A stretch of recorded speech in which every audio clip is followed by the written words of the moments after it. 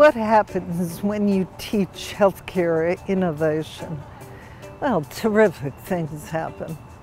Your students go out and start companies.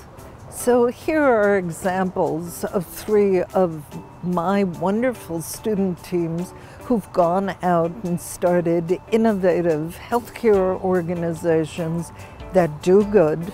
They accomplish socially important things, and they do well. They're viable organizations that can keep growing and replicating what they do.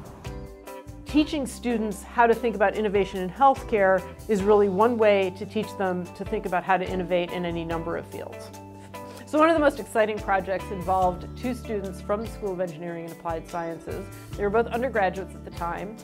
They enrolled in the field study course, and they ended up developing a technology to help customers find shoes that were particularly well attuned to their particular foot shape.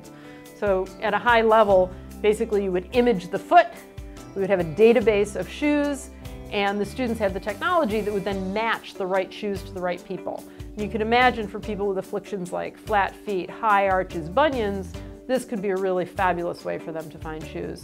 Now since then, this was a couple years ago, those students have gone on. One is a graduate student in computer science. The other just finished up spending a year in India working in actually several different healthcare ventures there, and he's now back and has been pursuing patenting the work that he actually did as part of this course.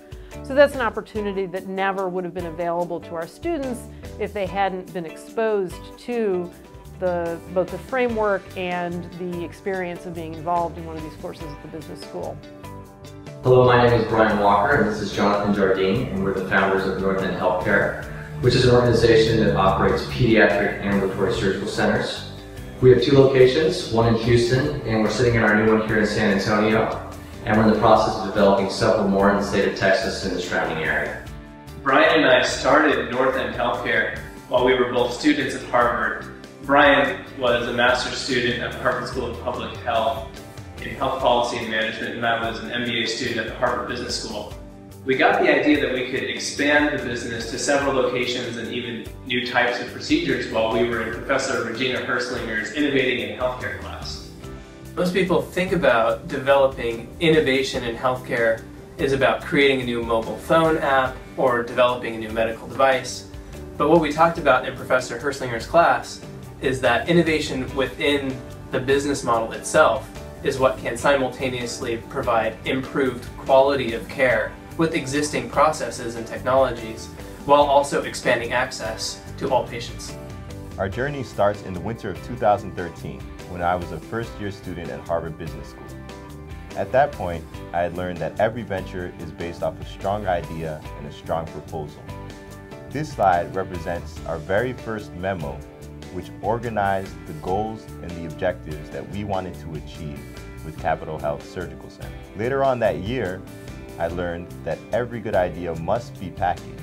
And this slide represents the cover of our very first investor slide deck, which allowed us to attract the capital that we needed to make our hospital a reality.